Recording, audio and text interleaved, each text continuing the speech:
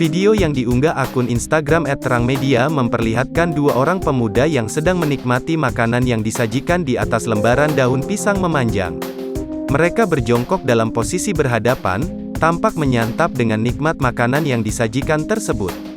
Bahkan saking berkonsentrasinya, keduanya tidak terlihat saling berbincang atau berinteraksi saat menyantap makanan yang disajikan.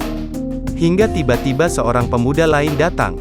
Tanpa basa-basi, pemuda bertelanjang dada dan memakai sarung itu langsung bertingkah bak peselancar profesional di atas makanan temannya. Ya, tanpa merasa bersalah pemuda itu menginjak-injak makanan yang masih disantap temannya tersebut. Bahkan pemuda yang tak sopan itu terdengar sempat tertawa melihat teman-temannya langsung tidak selera makan dan berlalu dari sana. Dan terjadi lagi, tulis akun Instagram @terangmedia sebagai keterangan unggahannya. Sontak video tersebut mendapat beragam komentar dari warganet.